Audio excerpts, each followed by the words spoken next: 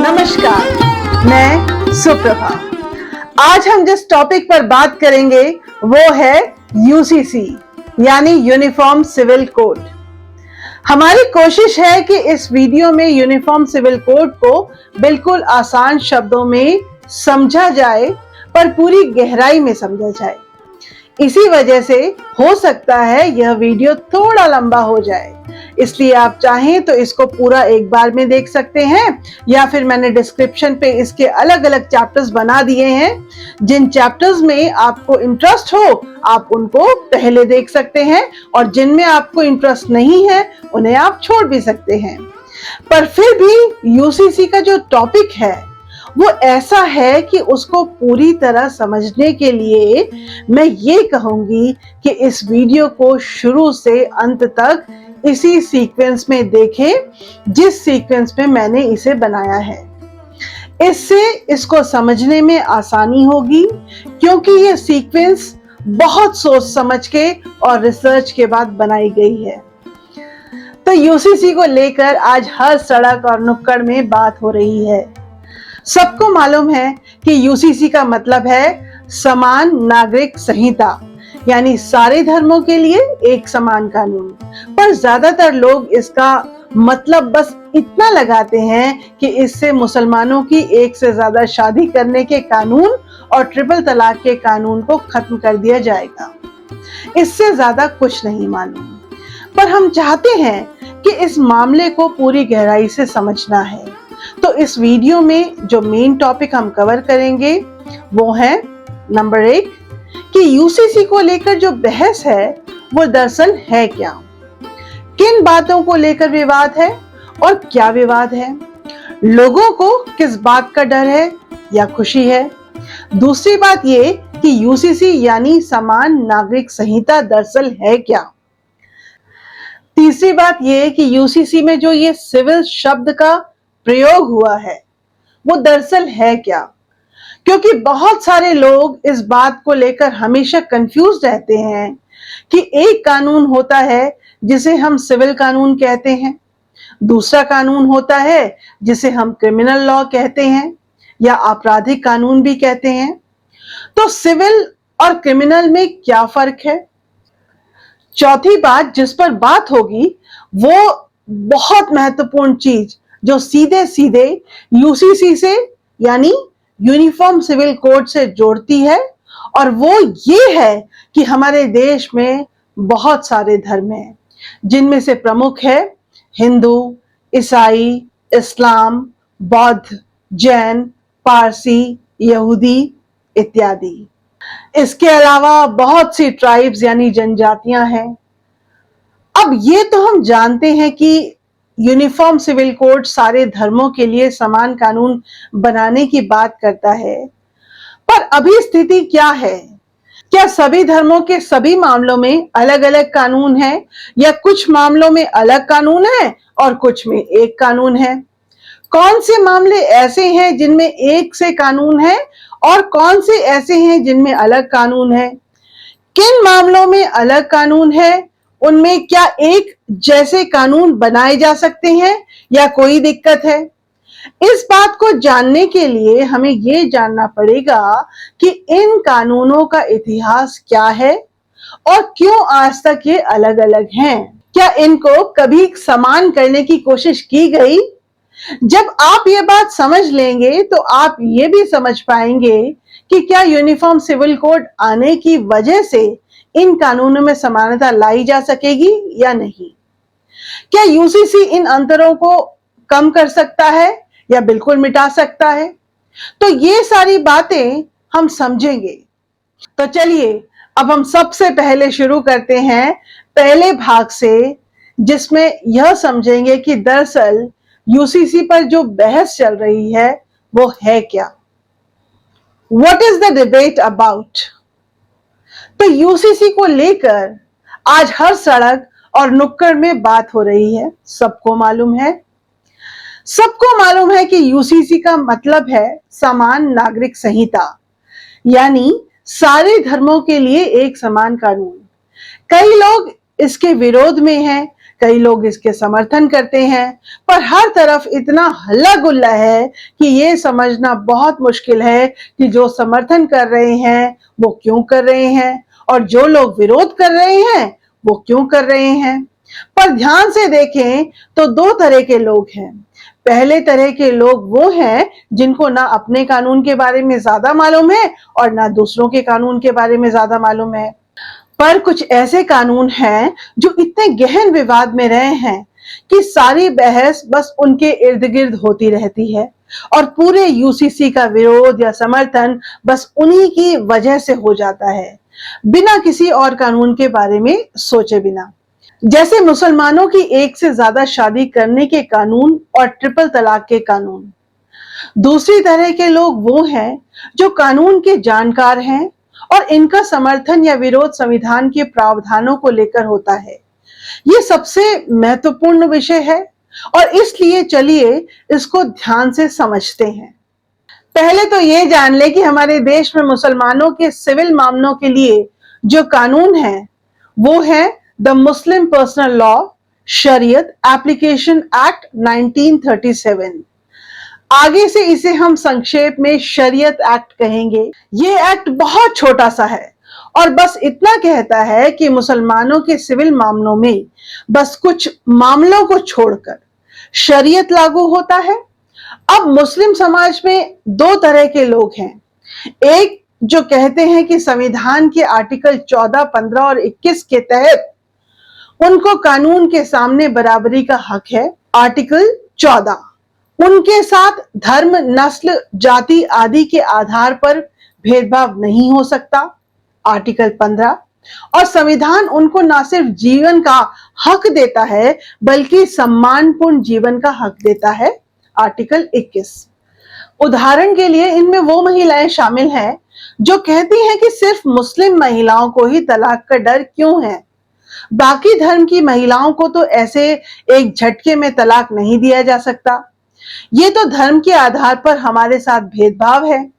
उनका ये भी कहना है कि एक से ज्यादा शादी की अनुमति जो इस्लाम में पुरुषों को दी गई, अगर कोई पुरुष उसको इस्तेमाल करता है तो फिर पहली पत्नी का उसी घर में रहना उसके आत्मसम्मान को ठेस पहुंचाता है।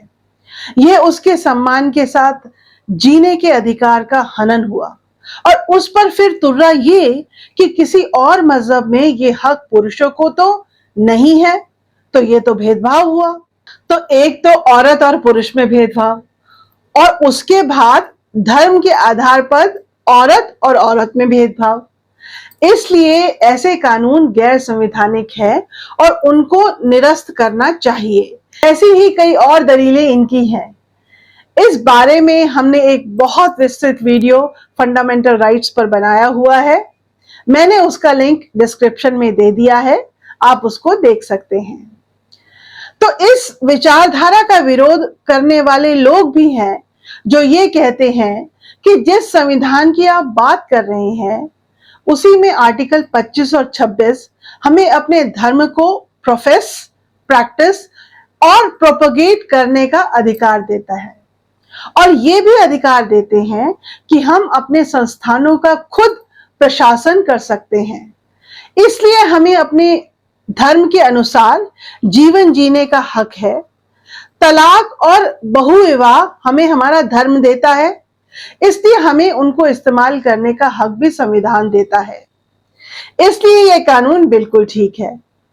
अब ये मामले सच में आसान मामले नहीं हैं। इसके अलावा संवैधानिक मुद्दा और भी है। इसके लिए आप विस्तार से हमारा अमेंडमेंट यानी संविधान संशोधन के ऊपर बनाया वीडियो देख सकते हैं, जिसका लिंक मैंने डिस्क्रिप्शन में दे दिया है। यहाँ पर हम आसान शब्दों में थोड़े से में उसे समझ लें। तो दरअसल हमारे संविधान का आर्टिकल 13 ये कहता है कि संविधान लागू होने से पहले जो भी कानून किसी विधायिका द्वारा बनाए गए थे वो अगर किसी फंडामेंटल राइट्स का उल्लंघन करते हैं तो निरस्त हो जाएंगे। अब जो लोग आर्टिकल 14, 15, 21 का हवाला देते थे वो कहते हैं यही वजह है कि शरीयत एक्ट निरस्त होना चाहिए क्योंकि ये फंडामेंटल राइट्स का उल्लंघन करता है। पर इस बात का विरोध करने वाले कहते हैं कि शरीयत एक्ट किसी विधायिका ने नहीं बनाया था, बल्कि शरीयत तो धार्मिक कानून है, इसलिए उसे आर्टिकल 13 के अंदर कानून नहीं माना जा सकता, इसलिए उसे खारिज या निरस्त नहीं किया जा सकता। इस मामले में वो नरसू अप्पा माली 1952 के केस का हवाला देते हैं, जिसमें बॉम्बे हाई कोर्ट ने इस दृष्टिकोण का समर्थन किया था। तो आपने देखा कि मुद्दे जटिल हैं और भावनाओं से भी जुड़े हुए हैं। तो चलिए अब हम यूसीसी का अर्थ समझने का प्रयास करते हैं। यूसीसी यानी यूनिफॉर्म सिविल कोड, हिंदी में इसे हम कहते हैं समान नागरिक संहिता। तो चलिए एक एक करके इन तीनों शब्दों का विचार करते हैं, यानी यूनिफॉर्म, सिविल और कोड। सबसे पहले हम शुरू करते हैं कोड शब्द से। कोड का अर्थ क्या है? मैं आपको 3 उदाहरण देती हूं जो आपने अक्सर सुने होंगे, फिल्मों में भी सुने होंगे। आपने सुना होगा आईपीसी यानी इंडियन पैनल कोड। आपने अक्सर सुना होगा फिल्मों में जज कहते हैं कि आईपीसी की धारा फलाना फलाना के अंतर्गत आपको ये सजा दी जाती है ना? वहां पर भी यही शब्द आया है, कोड। इसी तरह से 2 और शब्द हैं, सीआरपीसी यानी क्रिमिनल प्रोसीजर कोड और सीपीसी यानी सिविल प्रोसीजर कोड। तीनों ही जगह कोड शब्द आ रहा है। तो चलिए पहले आईपीसी को ले लीजिए। तो दरअसल एक बड़ा सा दस्तावेज है जिसके अंदर यह बताया गया कि किन परिस्थितियों में किए जाने पर किसी काम को अपराध कहा जा सकता है, किसी अपराध की क्या सजा हो सकती है, किन परिस्थितियों में सजा कम हो सकती है, इत्यादि। तो अगर आप ध्यान से देखें तो इंडियन पैनल कोड एक तरह का कानून ही है, पर यह थोड़ा सा विस्तृत कानून है। विस्तृत का अर्थ यह है कि इसमें एक अलग अलग परिस्थितियों और स्थितियों को लेकर व्यवस्था दी गई है, जैसे कि चोरी क्या है, हत्या क्या है, इत्यादि। और यह भी बता दिया गया है कि इनकी सजाएं क्या होगी। और इस तरह पूरे दस्तावेज को हम कहते हैं इंडियन पैनल कोड। ठीक इसी तरह से सीआरपीसी यानी क्रिमिनल प्रोसीजर कोड और सीपीसी भी विस्तृत दस्तावेज हैं, जिनमें ये पहले से ही बतलाया गया है कि क्रिमिनल मामलों में अदालत में कैसी प्रक्रिया या प्रोसेस अपनाए जाएंगे, और दूसरे में बताया गया है कि क्रिमिनल मामलों में क्या प्रोसेस अपनाया जाएगा। ये दोनों भी आईपीसी की तरह विस्तृत कानून ही है, जिन्हें एक ही दस्तावेज में इकट्ठे कर दिया गया है। तो इसी तरह से यूनिफॉर्म सिविल कोड के बारे में कहा जा सकता है कि वो एक ऐसा बड़ा दस्तावेज होगा जिसमें देश के सारे सिविल मामलों के बारे में कानून को इकट्ठा करके रख दिया गया है। यह कई कानूनों का समूह होगा और खुद भी कानून होगा, और इसकी वजह से इसे कोड कहा जाएगा। इसके अलावा कोड में आप एक और चीज देखेंगे। आप देखेंगे कि कई देशों में ऐसे कानून भी हैं जिनको कहीं लिखा नहीं गया, पर ट्रेडिशन यानी प्रथाओं के आधार पर वो चले आ रहे हैं।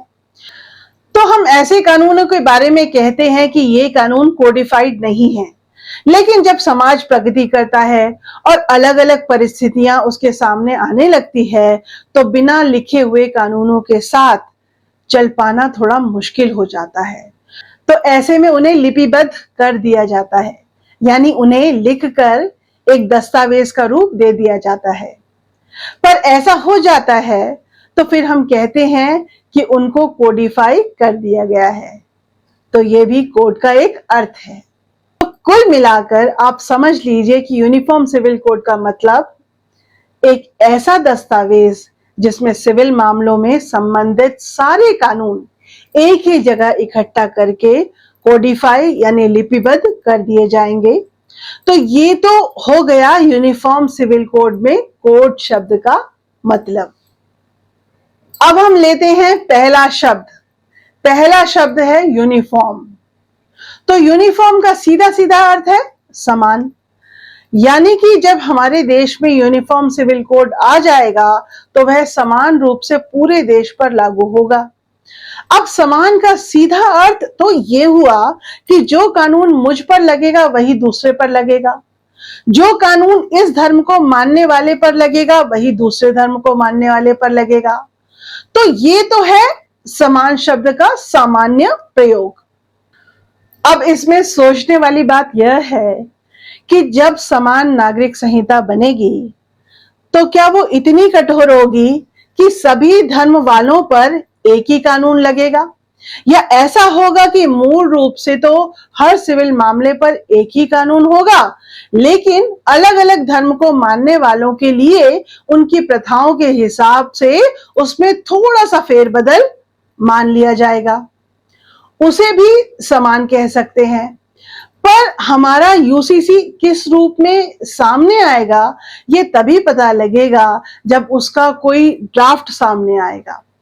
पर कुल मिलाकर इतना कहा जा सकता है कि जब यूसीसी सामने आएगा तो उसमें कानून मूलभूत रूप से समान बने होंगे, और भले ही अलग अलग धर्मों को कुछ छूट दे दी जाए पर किसी से भेदभाव की कोई अनुमति नहीं होगी। उदाहरण के लिए ऐसा नहीं होगा कि किसी एक धर्म में महिलाओं को किसी एक मामले में आजादी मिल जाएगी जबकि दूसरे धर्म में उसको उस मामले में आजादी नहीं मिलेगी या कम मिलेगी। ये तो भेदभाव हो गया। तो इतना तो समझ में आता है कि यूनिफॉर्म सिविल कोड जब भी आएगा तो कम से कम किसी तरह का भेदभाव वहां नहीं हो, क्योंकि अगर भेदभाव वहां रहा तो फिर तो किसी भी रूप में समान नागरिक संहिता नहीं रहा। पर हां, मूल रूप से समान कानून रहे हुए कुछ अंतर की अनुमति दी जा सकती है, जैसे हिंदू लोग अग्नि की परिक्रमा करते हुए विवाह कर सकेंगे जैसे कि वो करते हैं, और इस्लाम में निकाहनामा में कबूल करते हुए निकाह हो सकेगा। इसमें कोई भेदभाव नहीं है। और आप अपने धर्म में शादी करते हुए किस तरीके से शादी करते हैं उससे किसी और को कोई परेशानी नहीं हो सकती। तो समान नागरिक संहिता यानी यूसीसी में समान शब्द कानूनों में समानता तो लाएगा ही, ये निश्चित है, पर वो समानता कैसी होगी ये समय बताएगा। अब हम इसके बाद यूनिफॉर्म सिविल कोड के तीसरे महत्वपूर्ण शब्द पर आते हैं और वो है सिविल। 3 शब्द में यूनिफॉर्म सिविल कोड। कोड का क्या अर्थ है वो हमने समझा। यूनिफॉर्म यानी समान का क्या अर्थ है या हो सकता है ये भी हमने जाना। अब बचा है तीसरा शब्द सिविल। तो अब हम ये समझने का प्रयास करते हैं कि सिविल शब्द का अर्थ क्या है, और यह बहुत महत्वपूर्ण है। इसको अक्सर लॉ के विद्यार्थी भी थोड़ा समय लगाने के बाद भी समझ पाते हैं, पर बहुत गहराई से अगर आप इसको समझें तब भी आपको ये ठीक से समझ आना बहुत जरूरी है, क्योंकि उसके बिना यूनिफॉर्म सिविल कोड को समझ पाना असंभव होगा। और अक्सर लोग सिविल शब्द का अर्थ ना समझने के कारण यूसीसी यानी यूनिफॉर्म सिविल कोड को लेकर बड़े भयग्रस्त रहते हैं, बड़े परेशान रहते हैं और तमाम उन चीजों के बारे में विवाद करने लगते हैं जो सिविल मामले में है ही नहीं। तो चलिए हम सिविल शब्द को समझते हैं। तो देखिए, जहां तक कानून का मामला है उनको हम 2 ग्रुप्स में बांट सकते हैं।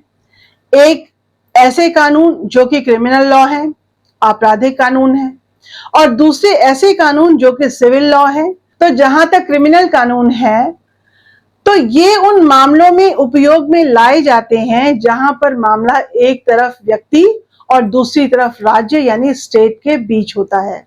वहीं पर सिविल मामले वो होते हैं जहां पर मामला 2 व्यक्तियों के बीच डिस्प्यूट या झगड़ा होता है।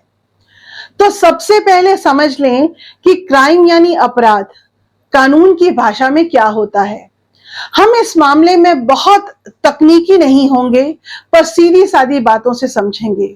तो किसी का कोई काम तब क्राइम यानी अपराध बनता है जबकि इस काम से समाज में शांति और व्यवस्था भंग होने का खतरा हो जाए, उस काम से राज्य या समाज का ताना बाना ही टूटने और बिखरने का खतरा हो जाए। इसलिए जब कोई व्यक्ति किसी और व्यक्ति के विरुद्ध कोई क्राइम या अपराध करके उसको चोट पहुंचाता है तो राज्य खुद सामने आ जाता है और कहता है कि ये चोट उस व्यक्ति को नहीं बल्कि पूरे समाज यानी राज्य को दी गई है। इसलिए जब क्राइम या अपराध होता है तो अपराधी के विरुद्ध राज्य यानी स्टेट खड़ी होती है, व्यक्ति नहीं। अब आप सिविल लॉ पर ध्यान दें। मैंने कहा कि सिविल मामले वो होते हैं जो दो व्यक्तियों के बीच में डिस्प्यूट पर होते हैं, पर इसका मतलब ये नहीं कि व्यक्ति इंसान ही होगा, क्योंकि यहाँ व्यक्ति का मतलब केवल इंसान ही नहीं बल्कि दो संस्थाएं भी हो सकती हैं और व्यक्ति दरअसल दो सरकारें भी हो सकती हैं। पर जब कभी भी वे संस्थाएं या सरकार सिविल मामलों में आमने सामने होंगी तो व्यक्तियों की तरह आमने सामने होंगी, राज्य के रूप में नहीं। अब इसका फर्क हम एक उदाहरण से समझते हैं। चलिए उदाहरण सरल लेते हैं। हम जानते हैं हमारे देश में हत्या एक आपराधिक यानी क्रिमिनल मामला है।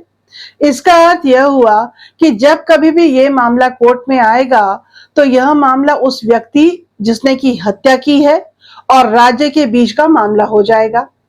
इसका मतलब ये कि ये अपराध राज्य यानी स्टेट यानी समाज के खिलाफ अपराध माना जाएगा।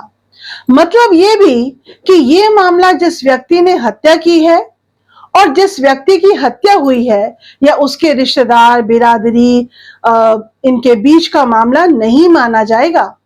ये मामला हत्या करने वाले और राज्य के बीच का मामला माना जाएगा और जिस व्यक्ति की हत्या हुई है उसकी तरफ से राज्य केस लड़ेगा।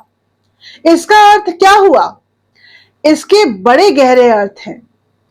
इसका एक अर्थ तो यह है कि अब ऐसी स्थिति में जिस व्यक्ति की हत्या हुई है उसकी तरफ से उसके परिवार वाले, उसके शुभचिंतक, उसके दोस्त, इन लोगों के पास ये कोई अधिकार नहीं रह जाएगा कि वो मामले को लड़ें या ना लड़ें। उनके पास ये भी कोई अधिकार नहीं होगा कि वह दी गई सजा दें। ऐसा इसलिए क्योंकि अब ये मामला स्टेट यानी राज्य लड़ रहा है, यानी राज्य यानी स्टेट ने इस अपराध को राज्य यानी स्टेट के विरुद्ध अपराध माना है। अब ये दो लोगों के बीच का मामला नहीं रह गया। मैं आपको इसका एक उदाहरण देती हूँ। आपको याद होगा अभी कुछ साल पहले एक मामला हुआ था जिसको हम निर्भया हत्याकांड के नाम से जानते हैं। उसमें एक बहादुर लड़की जिसको निर्भया नाम से जाना गया, उसके साथ दिल्ली की सड़कों पर अमानवीय कृत्य हुआ और उसके साथ इतनी हिंसा की गई कि थोड़े ही समय बाद निर्भया की पीड़ादायक मृत्यु हो गई। अब वो केस कई वर्षों तक चला और अंत में जब वो समय आ गया जब अपराधियों को सजा दी जाने लगी तो हमारे यहाँ के कुछ बुद्धिजीवियों ने निर्भया की मां से कहा कि आप क्यों नहीं निर्भया के हत्यारों को माफ कर दें। उस समय एक बहुत बड़ा विचार विमर्श हमारे समाज में उठा और उस समय के समाचार पत्रों और किताबों को पढ़ेंगे तो सारे विशेषज्ञों की एक मत से एक राय भी निर्भया के रिश्तेदारों को कोई अधिकार ही नहीं है हत्यारों को माफ कर देने का। अगर वो नैतिक रूप से उन्हें माफ करना चाहें तो कर सकते हैं, मन में माफ करना चाहें तो कर सकते हैं। हो सकता है कि आप अपने मन में यह बना लें कि मैंने इसे अपनी तरफ से माफ कर दिया, मेरे मन में इसके लिए कोई गुस्सा नहीं रह गया, कोई द्वेष नहीं रह गया। ऐसा आप कर सकते हैं और ऐसा करने से आपको कोई नहीं रोक सकता, लेकिन आपके माफ कर देने का कानूनी रूप से कोई असर नहीं पड़ेगा। यानी आपने माफ किया या नहीं, इस आधार पर कानून का यानी कोर्ट का निर्णय नहीं बदलेगा। कोर्ट वही निर्णय देगा जो उस तरह के अपराध के लिए कानून में लिखा गया होगा। तो ये मामला होता है क्रिमिनल मामला। इसमें भले ही दो व्यक्ति इन्वॉल्व होते हैं, जैसे इस मामले में हत्या करने वाले और निर्भया, परंतु जिस व्यक्ति के विरुद्ध अपराध हुआ है उसकी तरफ से राज्य केस लड़ता है। वहीं पर सिविल मामले इससे बिल्कुल अलग होते हैं। सिविल मामले में दो व्यक्ति विशेष के बीच मामला चलता है, उसमें स्टेट बीच में एक स्टेट के रूप में नहीं आती। अब आप ये कह सकते हैं कि आपने कई ऐसे मामले देखे हैं जिनमें दो राज्य के बीच एक सिविल मामला चल रहा है। अगर दो राज्य हैं तो मामला सिविल कैसे हो सकता है? पर आप ध्यान से देखेंगे तो इन मामलों में किसी राज्य ने दूसरे राज्य के विरुद्ध अपराध नहीं किया होता। मामला इसलिए उठा होता है क्योंकि दोनों के बीच में डिस्प्यूट यानी कोई झगड़ा होता है। आपको याद होगा कि नदियों के पानी को लेकर राज्यों में अक्सर झगड़े होते रहते हैं और मामले सुप्रीम कोर्ट तक चले जाते हैं। ये मामले दो राज्यों के बीच होते हैं, पर इनमें कोई अपराध नहीं होता है, बस झगड़ा होता है। एक पक्ष कुछ मानता है, दूसरा पक्ष कुछ मानता है। इस अलग अलग विचारधारा में झगड़ा उठ खड़ा होता है, पर इसमें किसी ने किसी के विरुद्ध अपराध नहीं किया है।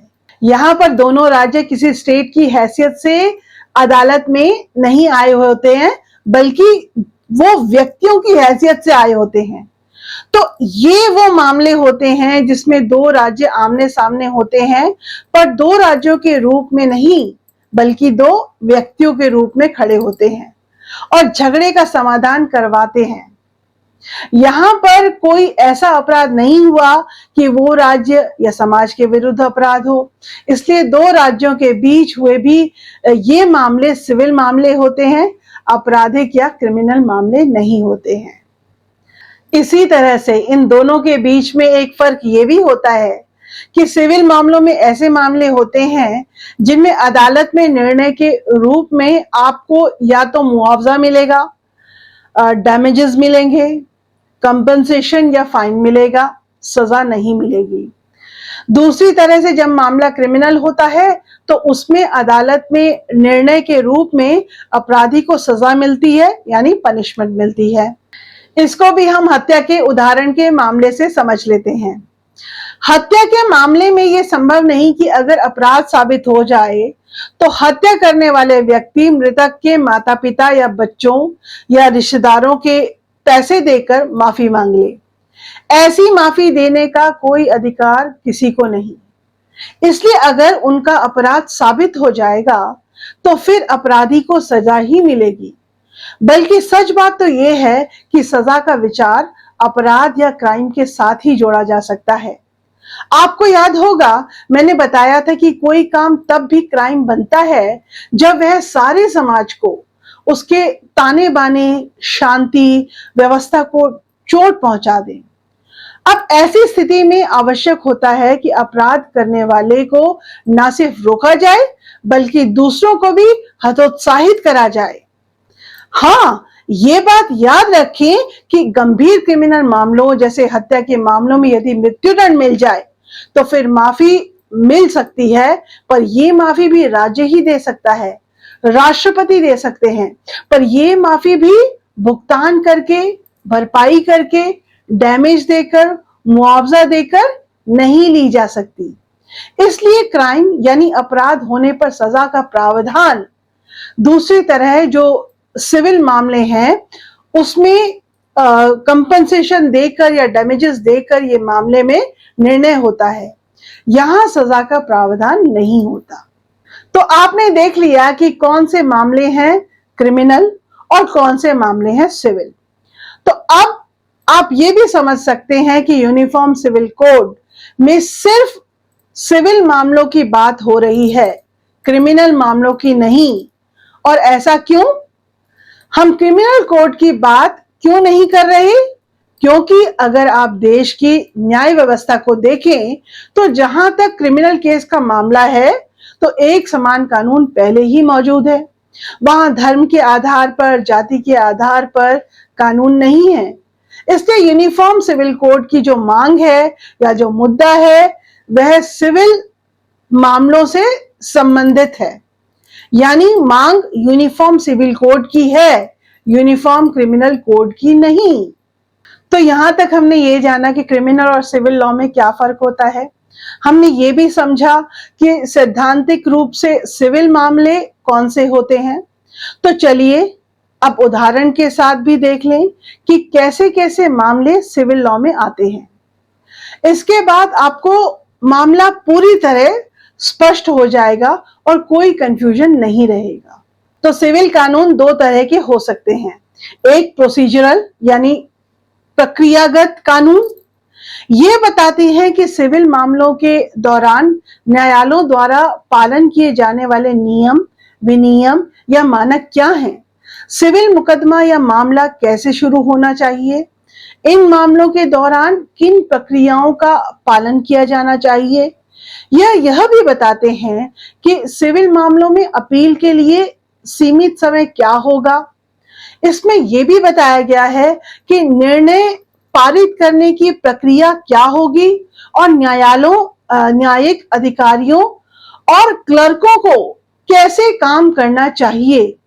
हमारे देश में सीपीसी यानी सिविल प्रोसीजर कोड ऐसा ही एक कानून है। दूसरा होता है सब्सटेंटिव यानी तात्विक कानून। ये वह सिविल कानून होते हैं जिनके प्रयोग से अदालतें यह पता लगाती हैं कि किसी के कानूनी अधिकारों का उल्लंघन हुआ है या नहीं। ये कानून कई तरह के हो सकते हैं, जैसे नंबर 1 पारिवारिक मसलों से जुड़े हुए फैमिली लॉ। इसके अंदर परिवार से जुड़े हुए सामान्य मामले आते हैं, जैसे मैरिज, एडॉप्शन, यदि कोई व्यक्ति या शादीशुदा जोड़ा बच्चे को गोद लेना चाहेगा तो कैसे संभव है। सक्सेशन, यदि किसी की मृत्यु हो जाए तो उसकी संपत्ति कैसे बांटी जाएगी। इनहेरिटेंस, डाइवोर्स यानी विवाह विच्छेद यानी तलाक। मेंटेनेंस, यदि डाइवोर्स हो जाए या पति पत्नी अलग रहने लगे तो गुजारे के लिए क्या व्यवस्था होगी। इसमें सिर्फ पत्नी नहीं बल्कि बूढ़े माँ बाप और बच्चों के गुजारे के लिए भी क्या होगा इत्यादि शामिल है। दूसरा प्रॉपर्टी, संपत्ति से जुड़े कानूनों में इनहेरिटेंस, सक्सेशन, संपत्ति की खरीद बिक्री आदि से संबंधित कानून होते हैं। तीसरा कॉन्ट्रैक्ट, इसमें कॉन्ट्रैक्ट से संबंधित कानून आते हैं, फिर चाहे वो खरीद हो, बिक्री हो, रेंट का मामला हो या नौकरी का कॉन्ट्रैक्ट हो इत्यादि। ये बताता है कि कॉन्ट्रैक्ट क्या होता है, कौन कौन से कॉन्ट्रैक्ट वैध हैं, कौन कौन से अवैध हैं, कॉन्ट्रैक्ट कैसे वॉइड यानी शून्य हो सकता है, कॉन्ट्रैक्ट में पार्टियों से क्या क्या अधिकार और जिम्मेदारियां हैं, कॉन्ट्रैक्ट के उल्लंघन पर क्या कंपनसेशन हो सकता है, गारंटी एंड श्योरिटी क्या है इत्यादि। चौथा टॉर्ट्स, टॉर्ट का अर्थ है कोई ऐसा कार्य या चूक जो किसी अन्य को चोट या नुकसान पहुंचाता है और इसके लिए अदालत उत्तरदायित्व यानी लायबिलिटी निर्धारित करता है।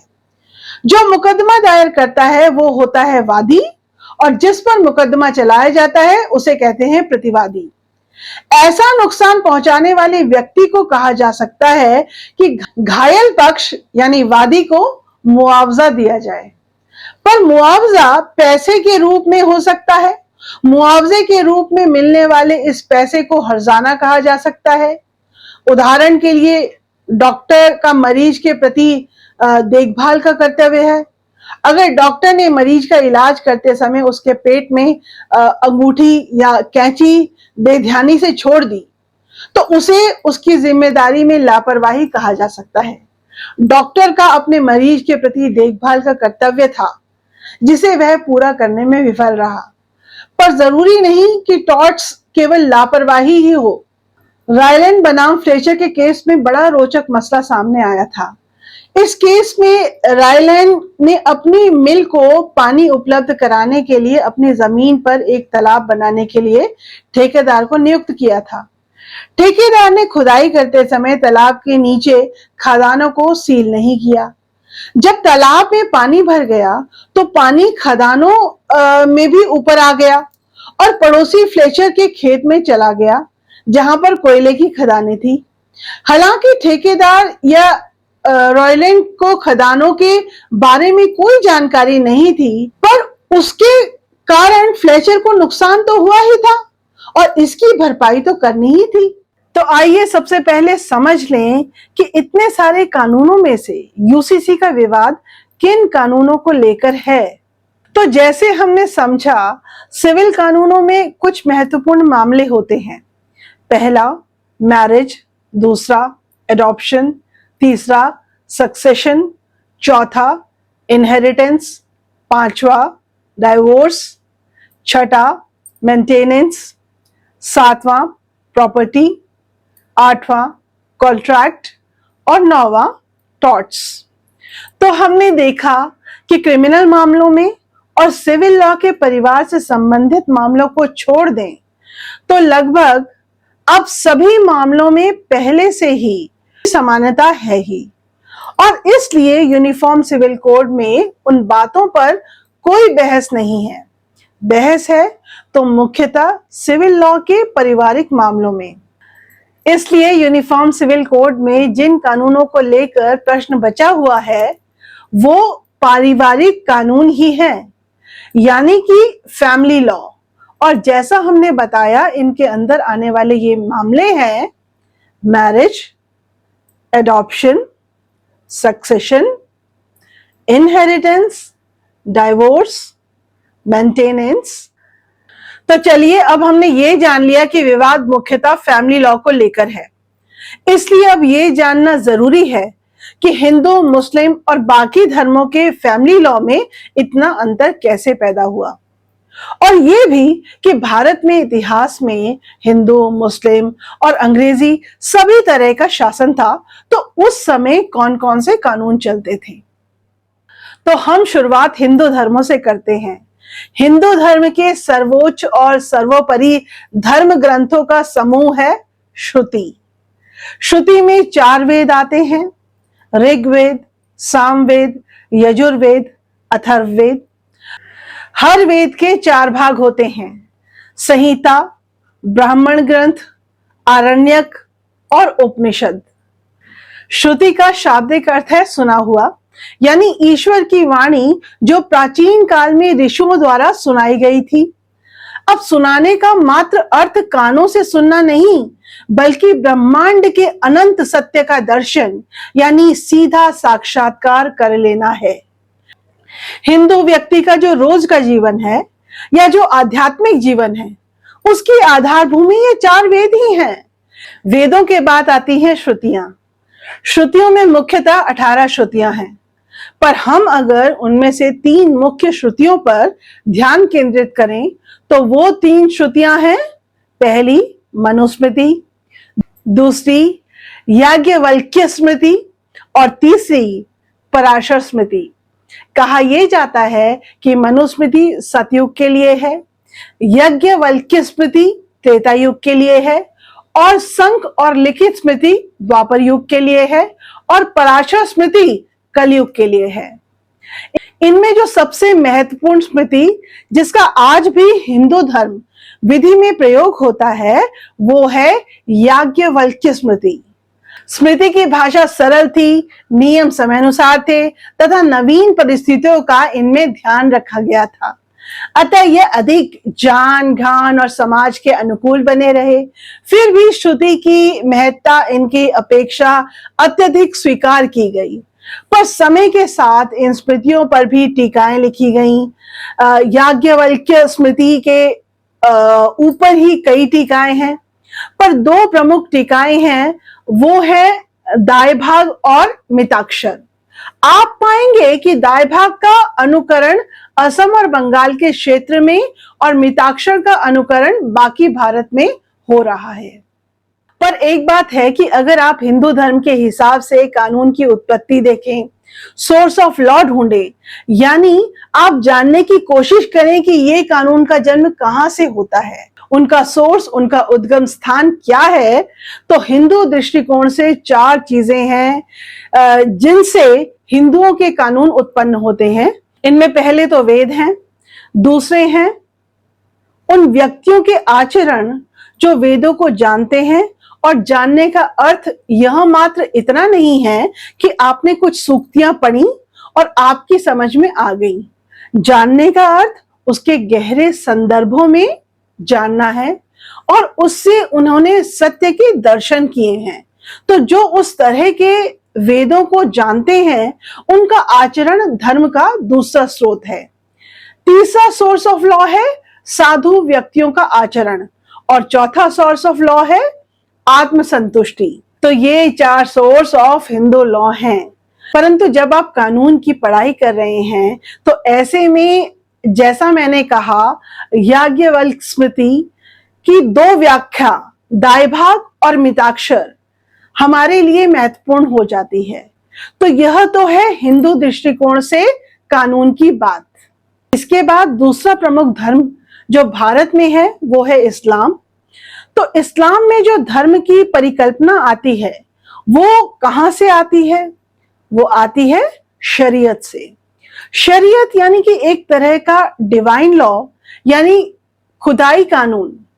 यह वह कानून है जो खुदा ने दिया है। और शरीयत में दरअसल चार चीजें महत्व की हैं।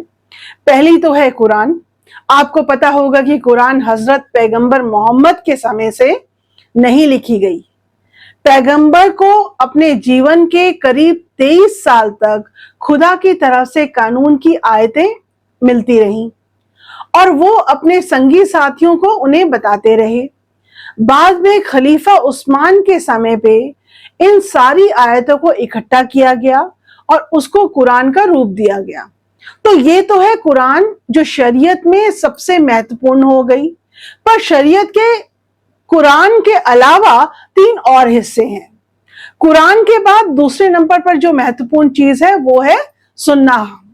सुन्नाह यानी पैगंबर मोहम्मद ने अपने जीवन में अलग अलग परिस्थितियों में जिन बातों को कहा था, जैसा आचरण किया था और दूसरों की जिन बातों पर उन्होंने सहमति दी थी, सुन्नाह का संकलन आपको हदीथ में मिलेगा। पर ध्यान दीजिए, सबसे पहले है कुरान, क्योंकि वो अल्लाह से कही गई बातें हैं। सुन्नाह दूसरे नंबर पर है क्योंकि उनको खुदा ने नहीं कहा बल्कि पैगंबर मोहम्मद ने कहा है। इसके बाद तीसरी महत्वपूर्ण चीज शरीयत में है इज्मा। इज्मा, अगर आपको किसी मसले पर ना कुरान से ना सुन्नाह से कुछ मिले तो क्या किया जाए? तो ऐसे में इस्लामिक एक्सपर्ट ने बहुमत से जो फैसला दिया है वो है इज्मा। तो ऐसी स्थिति में इज्मा को माना जाए। पर अगर इज्मा से भी बात ना बने तो क्या किया जाए? तो ऐसी स्थिति में चौथी चीज है कियास। अगर आप इस शब्द का इस्तेमाल करते हैं तो इसका मतलब होता है इन्फरेंस निकालना, या यूं कहिए किन्हीं परिस्थितियों में एक अंदाजा लगाना। तो यहां पर इस्लामी लीगल एक्सपर्ट बैठते हैं और उस परिस्थिति पर विचार करते हैं और यह अंदाजा लगाने की कोशिश करते हैं कि कुरान और सुन्नाह के आधार पर उस परिस्थिति में क्या कानून होना चाहिए। अब यह भी समझ लीजिए कि शरीयत जो है, इसको जब व्याख्या करने का समय आता है तो ऐसा नहीं कि हर इस्लाम का जानने वाला व्यक्ति उसकी एक ही तरह से व्याख्या करता है। उसकी कई व्याख्याएं हैं। बड़े तौर पर उसकी 2 व्याख्याएं हैं, एक है शिया, दूसरी सुन्नी। भारत में मेजॉरिटी सुन्नी लोगों की है। ट्रिपल तलाक, जो तलाक तलाक तलाक करके तुरंत एक झटके में तलाक देने की प्रथा है, वो सुन्नियों में मान्य है। शियाओं में उसकी कोई मान्यता नहीं है। पर ऐसा नहीं कि हर सुन्नी शरीयत की एक ही तरह से व्याख्या करता है, उसमें भी अलग अलग विचारधाराएं हैं। लेकिन हिंदुस्तान में जो सबसे इंपॉर्टेंट स्कूल या विचारधारा मानी जाती है वो है हनफी संप्रदाय, यानी हनफी स्कूल। इसी तरह से शियाओं में जो संप्रदाय माना जाता है हिंदुस्तान में सबसे ज्यादा, वो है इमामी स्कूल। तो जब हम यूनिफॉर्म सिविल कोड की बात करेंगे तो क्योंकि हिंदुस्तान में सुन्नी संप्रदाय मुसलमानों में बहुतायत है, तो जिस व्याख्या की बात होगी वो शरीयत की सुन्नी संप्रदाय की हनफी व्याख्या की बात होगी। तो अब हमारे सामने यह साफ है कि हिंदू धार्मिक कानून जिनकी हम व्याख्या करेंगे, जिनके बारे में हम बात करेंगे, वो कहां से आ रहे हैं, और इस्लामी कानून जिनकी हम बात करेंगे वो कहां से आ रहे हैं। अब हमने जबकि जान लिया कि हिंदू धार्मिक विधि या इसी तरह से इस्लामिक धार्मिक विधियां कहां से उत्पन्न हो रही हैं, तो अब जल्दी से ये भी देख लेते हैं कि कैसे कैसे हिंदुस्तान में पहले हिंदू धार्मिक विधियों और उसके बाद इस्लामिक धार्मिक विधियों और उसके बाद ब्रिटिशर्स के आने के बाद क्रिश्चियन और अन्य धार्मिक विधियां आनी शुरू हुई। तो जब मुगलों का राज यहाँ पर चला, उस समय भारत में क्योंकि मुगल वर्ग शासक वर्ग था, इसलिए स्वाभाविक था कि भारत में जो न्याय व्यवस्था थी वह इस्लामी कानून यानी शरीयत से प्रभावित होती। पर इसका मतलब ये नहीं कि पूरे भारत में सिर्फ शरीयत ही लागू थी, क्योंकि एक तो भारत में पूरी तरह मुगल शासन कभी नहीं रहा। कई क्षेत्रों में राजपूत राजा शासन करते थे। उसके अलावा मुगल प्रशासन पूरी तरह मुसलमानों पर आधारित नहीं हो सकता था। उसको रोज रोज के प्रशासन में हिंदू सहयोग की आवश्यकता पड़नी ही थी। एक बहुत पुरातन और गहरी संस्कृति, इतने बड़े भौगोलिक क्षेत्र, इतनी बड़ी आबादी पर एकाएक पूरा का पूरा शरीयत लगा देना असंभव था। फिर मुगल शासन राजपूत राजाओं के सहयोग पर भी निर्भर था और उसके बाद इस्लाम तो भारत में बाहर से ही आया था। बाहर से कितने आक्रमणकारी आए होंगे आप सोच ही सकते हैं। भारत में रहने वाले हिंदुओं की संख्या तो कहीं ज्यादा होगी और ऐसे में हिंदू और मुस्लिम समाज में मिलना जुलना, शादी, निकाह, धर्म परिवर्तन कितना भी रोक लो पर हुआ ही होगा। इसी से भारत में मुस्लिम आबादी भी बड़ी होगी और ये मुसलमान बहुत अधिक मामलों में कहीं ना कहीं हिंदुओं से जुड़े ही होंगे, कोई अंतरधार्मिक विवाह से, तो कोई अपने आप धर्म परिवर्तन से, तो कोई जबरन धर्म परिवर्तन से। पर इन घटनाओं से अचानक दिल तो नहीं बदले जाते। पीढ़ियों से चली आ रही मान्यताएं कुछ एक पीढ़ी से कैसे समाप्त करी जा सकती है, यह असंभव था। इन्हीं सब कारणों की वजह से यह सोचना ठीक नहीं कि मुगल समय में केवल शरीयत लागू थी। दरअसल सच ये है कि जहां तक क्रिमिनल लॉ का मामला है वहां शरीयत ही लागू होती थी, परंतु कई सिविल मामलों में कई मामले ऐसे थे जिसमें हिंदुओं के मामले हिंदू विधि से ही निर्धारित होते थे। हिंदुओं के मामले में उत्तराधिकार, विवाह, सती प्रथाएं हिंदू विश्वासों के हिसाब से थी और मुसलमानों के लिए इस्लामी कानून था। साक्ष्य यानी एविडेंस और कॉन्ट्रैक्ट के कानून ज्यादातर इस्लामी कानून ही थे और जब हिंदू और मुसलमान के बीच कोई सिविल मामला आता था तो इस्लामी कानून अक्सर वरीयता पाते थे। पर मुगल समय में कौन सा कानून किस परिस्थितियों में कैसे लागू होता था, यह एक बहुत जटिल, बिखरा हुआ और विस्तृत विषय है। इस पर विस्तार से कभी और बात होगी। अभी ये जान लेना काफी है कि ये मामला विस्तृत और जटिल था। इस सब के ऊपर शरीयत को लेकर भी कई दृष्टिकोण थे, जिनमें से शिया और सुन्नी तो प्रमुख ही थे। उसके अलावा इन दोनों के अंदर और भी कई सारी व्याख्याएं थी। इसी वजह से औरंगजेब ने फतवाए आलमगीरी जारी करके तमाम कानूनों को एक ही जगह इकट्ठा कर दिया, जिससे कि जुडिशियल एडमिनिस्ट्रेशन में काफी आसानी हुई। तो कुल मिलाकर आसान शब्दों में ये मानकर चला जा सकता है कि मुगल समय में भारत में जो क्रिमिनल कानून चल रहा था वह मूलतः शरीयत पर आधारित था। सिविल मामलों में, हिंदुओं के मामले में, महत्वपूर्ण मामले में उनके ही कानून चलते थे और मुसलमानों पर शरीयत लागू होती थी। पर शरीयत में खास तौर से क्रिमिनल वाले मामले में कई जगह बहुत कट्टर व्यवस्थाएं थी और सच बात यह है कि 3 तरह की क्राइम्स यानी अपराध शरीयत में माने गए हैं। पहला होता है हुदूद यानी क्राइम्स अगेंस्ट गॉड, यानी खुदा के खिलाफ किया गया अपराध, जो सबसे बड़ा अपराध माना जाता है। इसकी सजा कुरान या सुन्नाह में ही बता दी गई है। इनकी सजा बहुत कठोर होती है, जैसे कि जिना का अपराध यानी एडल्टरी, इसकी सजा है कोड़े मारना। इसके बाद दूसरे दर्जे का अपराध है कीसा। इसमें कत्ल जैसे अपराध आते हैं। इसमें अपराध के बारे में माना जाता है कि वह अपराधी ने पीड़ित के विरुद्ध किया है, इसलिए इसकी सजा में पीड़ित को अपराधी को माफ करने से लेकर आंख के बदले आंख मांगने तक का अधिकार होता है। इसके बाद होता है तीसरा अपराध, जिसको कहा जाता है ताजीर।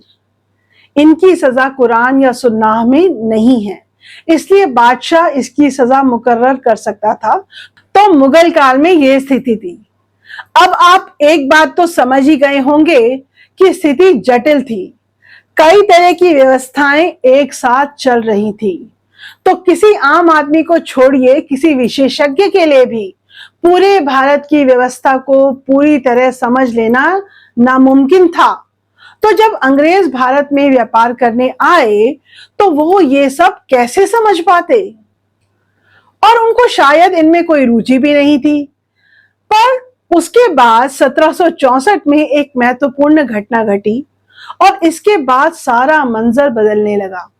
दरअसल 1764 में हुए बक्सर के युद्ध में हिंदुस्तान के बादशाह और बंगाल और अवध के नवाबों की सेना को अंग्रेजों ने हरा दिया। और उसके बाद अगले ही साल 1765 में अंग्रेजों ने शाह आलम II से, जो उस समय का बादशाह हुआ करता था, उनसे बंगाल, बिहार और उड़ीसा के दीवानी अधिकार खरीद लिए। इसके लिए शाह आलम II और रॉबर्ट क्लाइव के बीच में एक समझौता हुआ। इसके तहत अंग्रेज अब आम जनता से टैक्स इकट्ठा कर सकते थे। ये 1765 की बात है। तो जब अंग्रेजों को भारत के टैक्स व्यवस्था से पैसे मिलने लगे तो जाहिर है कि उनकी समझ में आने लगा कि इस रास्ते से वो भारत की धन संपदा का दोहन कर सकते हैं। इसलिए अगले कुछ समय में, यानी लगभग एक दशक में, अंग्रेजों ने हिंदुस्तान पर अपनी पकड़ मजबूत बनाई और साल 1772 आते आते स्थिति ऐसी बन गई कि ईस्ट इंडिया कंपनी ने अब यह सोचना शुरू किया कि अगर वो भारत की संपत्ति का पूरा फायदा उठाना चाहते हैं तो भारत के ऊपर उसको प्रशासनिक पकड़ भी मजबूत बनानी होगी। और केवल व्यापार से काम नहीं चलेगा, बल्कि उसके शासन में दखल पैदा करना होगा। तो उन्होंने इस दिशा में कदम बढ़ाए और इस प्रक्रिया में वॉरेन हेस्टिंग को बंगाल का गवर्नर बनाया गया और बाद में गवर्नर जनरल बनाया गया। तो आप समझ सकते हैं कि उस समय हेस्टिंग की सबसे बड़ी प्राथमिकता क्या होगी। निश्चित तौर पर उनकी बड़ी प्राथमिकता यह होगी कि भारत से मुनाफे को बढ़ाया जाए। और उसके लिए जरूरत क्या थी? एक मजबूत प्रशासनिक व्यवस्था बनाई जाए। और इसके लिए बहुत आवश्यक था कि यहाँ के जुडिशियल सिस्टम, यहाँ का न्यायिक सिस्टम, उसको भी अपने उद्देश्यों के हिसाब से ठीक ठाक करे, ताकि ना सिर्फ समाज में व्यवस्था और शांति बनी रहे, बल्कि यह व्यवस्था अंग्रेजों के हितों के अनुसार बनी रहे। और यही वॉरेन हेस्टिंग ने किया। वॉरेन हेस्टिंग ने 1773 में एक जुडिशियल प्लान सामने लाया और उस जुडिशियल प्लान के हिसाब से सबसे पहले उन्होंने काम ये किया कि भारत में अलग अलग जगहों पर उन्होंने दीवानी और फौजदारी अदालतें स्थापित करना शुरू किया। सबसे पहले तो गांव में अदालतें होती थी, जिनके प्रमुख गांव के मुखिया होते थे। फिर हर जिले में अदालतें बनी और ये अदालतें सबके लिए एक होती थी। कहने का मतलब, हिंदू, मुसलमान या किसी और धर्म के व्यक्ति सबको एक ही अदालत में जाना होता था। और शुरुआत में व्यवस्था ये थी कि जहां तक क्रिमिनल मामले यानी आपराधिक मामले हैं, उन पर शरीयत का कानून लगता था। और जहां पर सिविल मामले होते थे, वहां पर जहां तक संभव हो सके, हिंदू अगर पक्षकार है तो उन पर हिंदू स्मृतियों के हिसाब से निर्णय होता था, और अगर इस्लामी पक्षकार है तो उन पर इस्लामी नीतियों के हिसाब से निर्णय होता था। दीवानी अदालतों में अंग्रेज कलेक्टर, काजी या पंडित के सहयोग से पक्षकार के धर्म के अनुसार निर्णय देता था।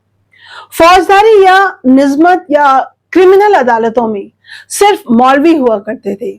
यह व्यवस्था 7-8 साल तक चली होगी और उसके बाद 1781 अमेंडिंग एक्ट द्वारा यह अधिक स्पष्ट कर दिया गया कि जहां तक सिविल मामले हैं तो हिंदुओं पर तो उनकी स्मृतियों के हिसाब से निर्णय होगा, मुसलमानों पर उनकी शरीयत के हिसाब से निर्णय होगा। जहां तक क्रिमिनल मामले हैं, उनमें अब शुरुआत हो गई अंग्रेजी कानून व्यवस्था को लगाने की। इनमें अंग्रेजी व्यवस्था को लगाने का एक कारण था कि क्रिमिनल मामलों में दरअसल शरीयत बहुत ही कठोर सिस्टम हुआ करता था और ऐसा सिस्टम अंग्रेज अपनी व्यवस्था में नहीं चाहते थे। अब उसमें धीरे धीरे करके अंग्रेजी कानून की तरफ झुकाने की शुरुआत की। तो अब आप यहां से सबसे महत्वपूर्ण चीजें नोट करें कि जहां तक क्रिमिनल मामले हैं, उसमें चाहे कोई भी धर्म के आप हो, अब अंग्रेजों ने यह कदम उठा लिया कि कानून का एकीकरण किया जाएगा, यानी एक जैसे नियम बनेंगे और वो भी अंग्रेजी व्यवस्था के हिसाब से बनेंगे। लेकिन जहां तक सिविल मामला था, तो उन्होंने हिंदुओं, मुसलमानों, इन दोनों के ही मामलों में किसी भी तरह के हस्तक्षेप से बचने का प्रयास किया। हिंदुओं से कहा कि आपकी न्याय व्यवस्था स्मृतियों के हिसाब से चलेगी और मुसलमानों से कहा कि आपकी न्याय व्यवस्था आपकी शरीयत के हिसाब से चलेगी। बाकी जो धर्म थे, जिनके अनुयायी कम थे, उन पर अब अंग्रेजी कानून की पकड़ बढ़नी शुरू हो गई। तो ये पहली बार हम देखते हैं कि भारत पर कब्जे की शुरुआत के बाद अंग्रेज अच्छी तरह से न्यायिक व्यवस्था पर काम कर रहे हैं, पर वो अभी भी हिंदू या मुस्लिम समाज के सिविल कानूनों के साथ छेड़छाड़ नहीं कर रहे हैं। शायद वो इस बात से डरे हुए थे कि इस छेड़छाड़ से उपद्रव ना हो जाए। पर एक बात पर ध्यान दीजिए कि जो हिंदू व्यवस्था उस समय थी, उसे आज के दृष्टिकोण से हम देखें तो उसमें बहुत बहुत समस्याएं थी और ये बातें हम सब जानते हैं। इसके लिए कोई विशेष पढ़ने की आवश्यकता नहीं है, पर याद दिलाने के लिए उस व्यवस्था की 6 बड़ी समस्याएं गिना देती हूँ। आज के हिसाब से एक बड़ी समस्या थी सती प्रथा। इसमें यदि किसी महिला के पति की मृत्यु हो जाती थी, तो फिर उस महिला को अपने पति की चिता में जल जाना होता था, यानी सती हो जाना होता था। दूसरी थी फीमेल इन्फेंटिसाइड, यानी बालिकाओं को जन्म लेते ही मार दिया जाना। तीसरी समस्या ये थी कि विधवा पुनर्विवाह की व्यवस्था नहीं थी। चौथी समस्या छुआछूत को लेकर थी। पांचवी समस्या थी कि उस समय बाल विवाह हुआ करता था। छठी समस्या थी महिलाओं को संपत्ति उस समय हिस्सा नहीं मिलता था। तो जब शुरुआत में अंग्रेजों ने हिंदू और मुसलमानों की सिविल कानूनों में छेड़छाड़ से बचने की कोशिश की, तो ये बुराइयां भी आगे बढ़ने लगी। इसी तरह से जो इस्लाम में बुराइयां थी, वो उनके सिस्टम्स में, सिविल लॉज में चलने लगी। पर इस समय के बाद से दरअसल होता यह है कि जब वॉरेन हेस्टिंग और उनके उत्तराधिकारी कणों व्यवस्था में परिवर्तन कर रहे थे, पर हिंदू और मुस्लिम सिविल कानूनों से बचने का प्रयास कर रहे थे, उसी समय हिंदू समाज में एक धार्मिक सुधार आंदोलन जोर पकड़ना शुरू हो रहा था। इसका आंदोलन का विरोध भी हिंदू समाज में खूब हो रहा था। फिर भी सुधार की आवाजें बढ़ती जा रही थी। इसलिए हालांकि कानूनों में अगले 40-50 साल तक वैसे कोई बड़ा परिवर्तन नहीं आया, लेकिन हिंदू समाज में अंदर से बहुत उथल-पुथल शुरू हो चुकी थी। इन धार्मिक सुधार आंदोलन में एक बहुत बड़ा नाम राजा राम मोहन राय का था और उसके बाद ईश्वरचंद विद्यासागर का था। हिंदू समाज अपने आप में थोड़ा थोड़ा अपने आप को परिवर्तित करके अपने कानूनों में जो अमानवीय चीजें थी, उन पर प्रश्न उठाना शुरू कर रहा था। और इसी समय कुछ ब्रिटिश गवर्नर जनरल भी ऐसे आए जो प्रगतिशील विचारधारा के थे और जो इन सुधार आंदोलनों के मर्म को समझते थे और इनसे इत्तेफाक रखते थे। इनमें सबसे पहले थे लॉर्ड बेंटिक, जो पहले 1828 में बंगाल के गवर्नर जनरल के रूप में भारत आए और उसके बाद 1833 में उनको पूरे भारत का गवर्नर बना दिया गया। वो एक ऐसे व्यक्ति थे जो प्रगतिशील विचारधारा के थे। उनके बाद लॉर्ड डलहौजी एक ऐसे व्यक्ति थे जिन्होंने धर्म सुधार आंदोलन करने वाले भारतीयों को बड़ा सहयोग दिया और इसलिए आप देखेंगे मैंने आपको जो 6 सबसे बड़ी समस्याएं गिनाई थी उन पर अब काम शुरू हुआ। सबसे पहले 1829 में लॉर्ड बेंटिक और राजा राम मोहन रॉय के सहयोग से 1829 में सती एबॉलिशन एक्ट आया और उसके साथ सती प्रथा हिंदुस्तान में गैर कानूनी हो गई। उसी साल एक और कानून बनाया गया, फीमेल इन्फेंटिसाइड एबॉलिशन एक्ट 1829 और इसके साथ फीमेल इन्फेंटिसाइड भी गैर कानूनी कर दिया गया। तो 7 में से 2 बड़ी समस्याएं उस समय कम से कम कानून के रूप में समाप्त हो गई। एक अलग बात है कि कानून बनने के बाद भी वो समस्याएं समाज में रहीं बहुत लंबे समय तक, पर कम से कम कानून तो बन गया।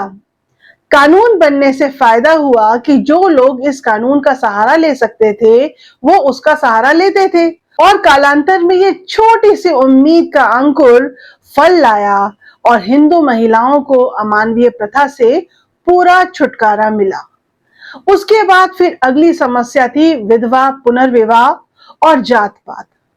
तो जब सती प्रथा समाप्त हो गई तो अब महिला जो थी वो अपने पति की चिता पर तो जलकर मरने से बच सकती थी, पर अब समस्या यह थी कि फिर उनका पालन पोषण कैसे होगा, क्योंकि माता पिता के घर से वह ससुराल आ गई थी और उसके बाद उनके पति की मृत्यु हो गई, तो अब वो जाए तो जाए कहां।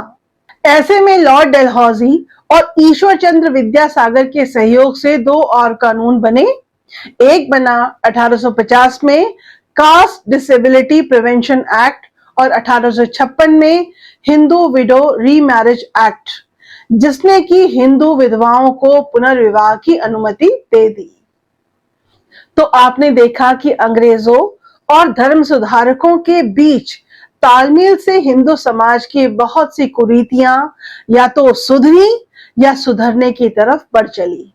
ठीक इसी समय मुस्लिम समाज में भी कुरीतियां थीं, पर उनको खत्म करने के लिए ऐसा कोई कानूनी प्रयास नहीं दिखे, ना तो मुस्लिम समाज की तरफ से ना ही अंग्रेजों की तरफ से। खैर उस पर हम बाद में बात करेंगे। अभी हम हिंदू समाज के बारे में थोड़ा और बात करते हैं। तो जब 1828 से 1856 के बीच इतने महत्वपूर्ण कानून बन रहे थे और तब तक बक्सर के युद्ध के बाद से भारत पर कब्जे की शुरुआत को करीब 90 साल बीत चुके थे, इसलिए स्वाभाविक था कि अंग्रेज अपनी सत्ता को और अधिक सशक्त बनाना चाहते थे, उस पर पकड़ मजबूत करना चाहते थे। इसलिए आवश्यक था कि वो ऐसे नियम और कानून बनाएं जिससे वो और अधिक अच्छे से प्रशासन कर सकें। तो उसी समय उन्होंने एक के बाद एक 2 लॉ कमीशन यानी विधि आयोग बनाए। उनमें से पहला था 1834 में और दूसरा बना उनके लगभग 20 साल बाद 1853 में। उनको यही काम सौंपा गया कि भारत में न्याय व्यवस्था को ध्यान से समझें और एक सुदृढ़ न्याय व्यवस्था के बारे में सुझाव दें। इन दोनों कमीशन की रिपोर्ट्स को अगर आप पढ़ें तो यह बहुत विस्तार में है, पर यहाँ पर आप इतना जान सकते हैं कि कुल मिलाकर इन दोनों कमीशन ने हमें 3 बहुत महत्वपूर्ण कोड्स का ड्राफ्ट बनाकर दिया और वो थे आईपीसी, सीआरपीसी और सीपीसी, जिनको हम आज भी जानते हैं और जिनके बारे में आप आज भी सुनते हैं। आजकल तो ये इसलिए भी न्यूज में छाए हुए हैं क्योंकि 1 जुलाई से आईपीसी और सीआरपीसी में बहुत परिवर्तन कर दिया गया है और इनका नाम अब भारतीय दंड संहिता और भारतीय नागरिक सुरक्षा संहिता हो चुका है। तो खैर, लॉ कमीशन के आईपीसी और सीआरपीसी और सीपीसी ड्राफ्ट पर अभी अंग्रेज विचार कर ही रहे थे कि 1857 की क्रांति हो गई और ब्रिटिश पार्लियामेंट ने ईस्ट इंडिया से भारत का प्रशासन सीधे अपने हाथ में ले लिया। अब ब्रिटिश पार्लियामेंट का सीधा कंट्रोल भारत के ऊपर था, इसलिए यह उसकी सीधी जिम्मेदारी थी कि भारत को कैसे संचालित करे। तो ये जो आईपीसी, सीआरपीसी और सीपीसी लॉ कमीशन ने बनाए, इनको एक के बाद एक 1857 में लागू कर दिया गया।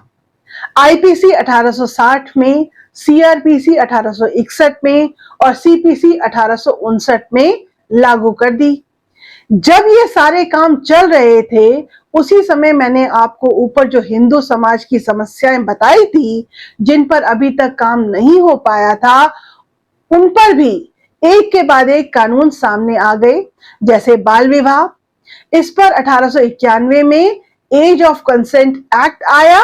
लड़कियों की विवाह की न्यूनतम उम्र 12 साल निर्धारित कर दी गई। बाद में 1925 में इसे बढ़ाकर 13 साल कर दिया गया और फिर 1929 में शारदा एक्ट आया, जिसमें लड़की की उम्र 14 साल और लड़के की उम्र 18 साल निश्चित कर दी गई। अगली महत्वपूर्ण समस्या थी महिलाओं को संपत्ति में अधिकार। महिला को सती होने से बचने का अधिकार मिल गया। पुनर्विवाह भी हो सकता था, परंतु अभी भी संपत्ति में कोई अधिकार नहीं था। पर इसके लिए 1874 के married women protection of property right act लाया गया, जिसमें महिलाओं को स्त्रीधन पर राइट दे दिया गया।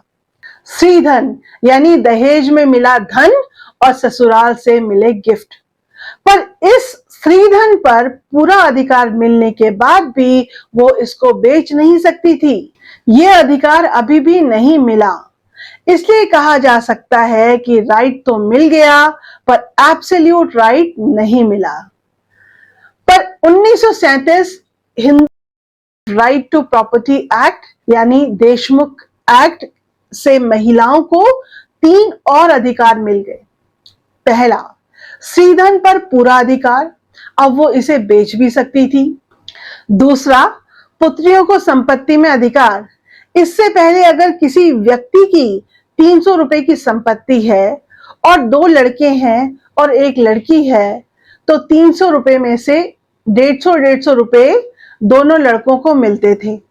पर इस कानून के बाद बंटवारा होने पर प्रत्येक को 100 रुपए मिलेंगे। तीसरा, अब विधवा को भी संपत्ति में कुछ अधिकार मिल गया। तो इस तरह हम देखते हैं कि 1772 से 1947 आते आते हिंदू समाज ने अपने धार्मिक कानूनों में बहुत सुधार अपना लिए थे। अब वो बहुत हद तक आधुनिक थे। कुछ और परिवर्तन आवश्यक थे, परंतु फिर भी जो हुआ वो प्रशंसनीय था। पर दूसरी तरफ मुस्लिम समाज में ऐसे कुछ नहीं दिख रहा था।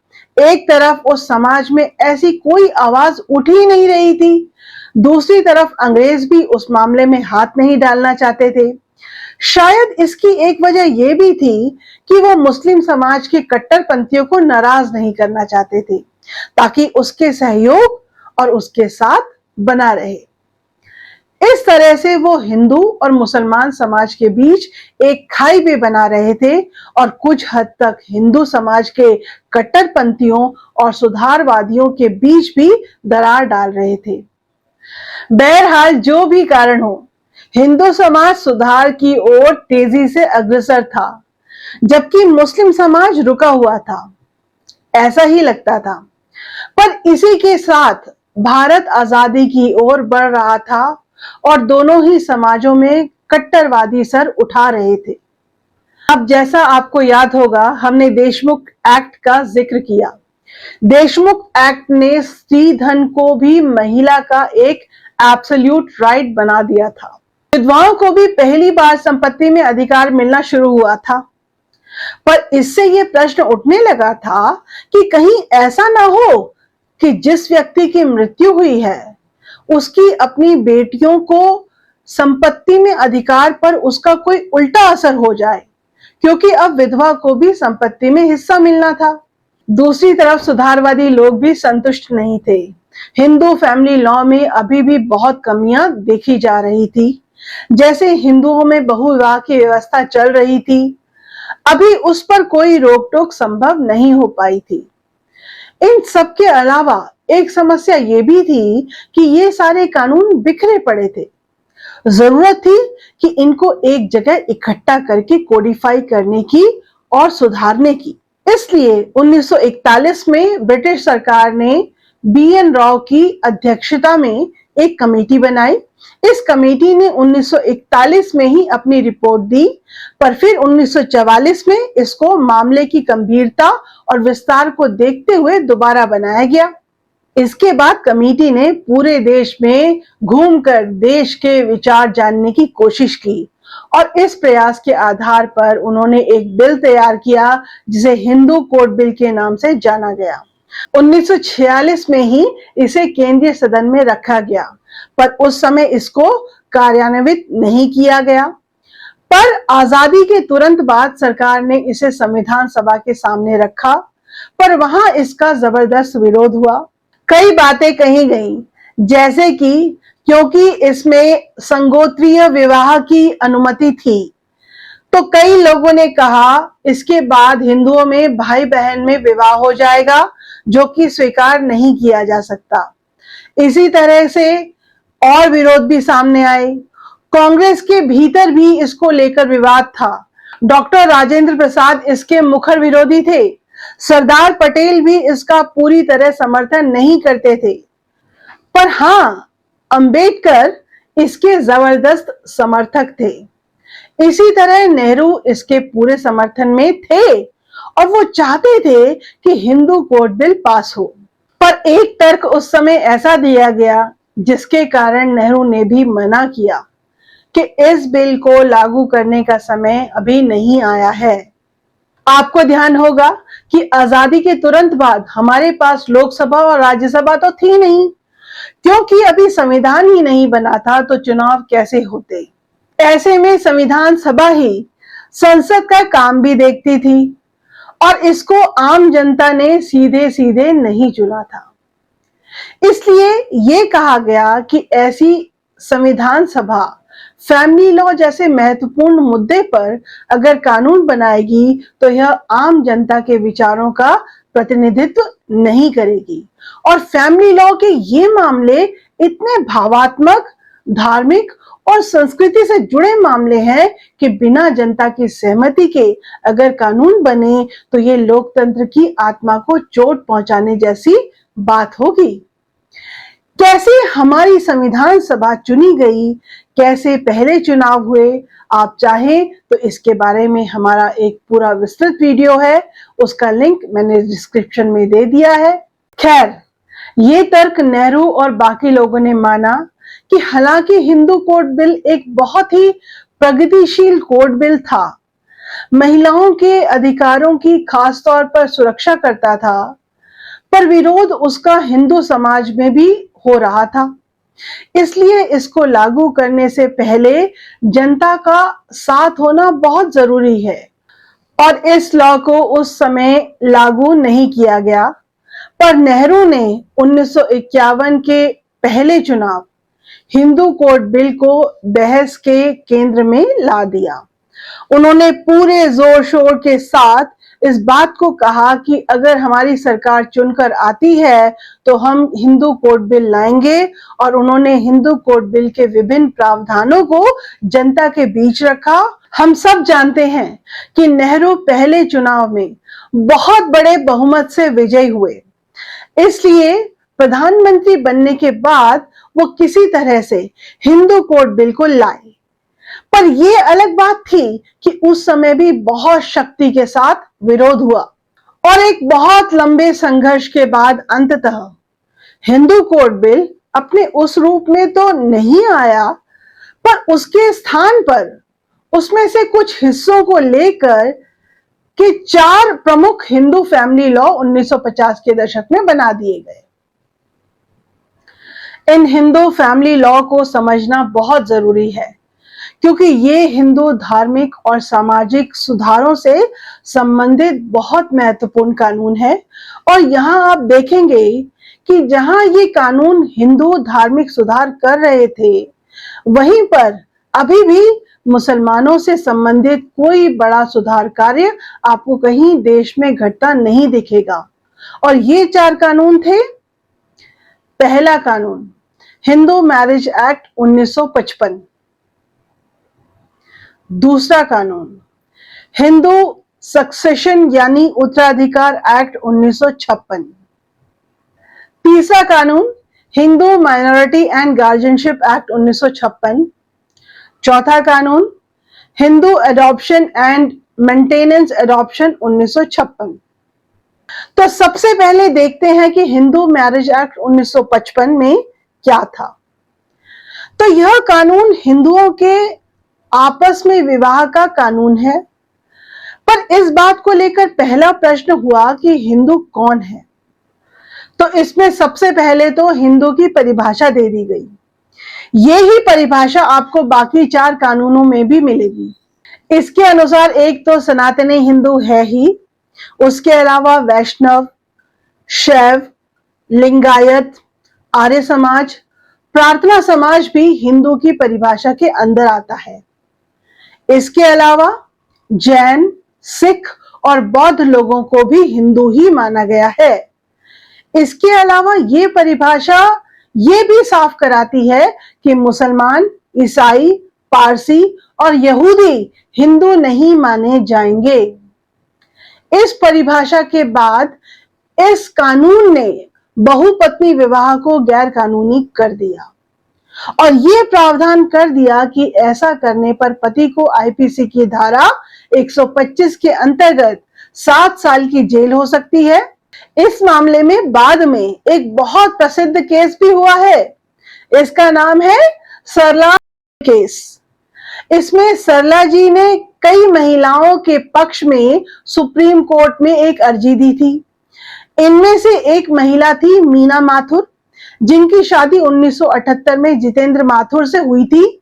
उन्होंने पाया कि उनके पति जितेंद्र माथुर ने सुनीता नरूला उर्फ फातिमा नाम की एक अन्य महिला से शादी कर ली और दोनों ने उनकी शादी से पहले इस्लाम में परिवर्तन कर लिया था।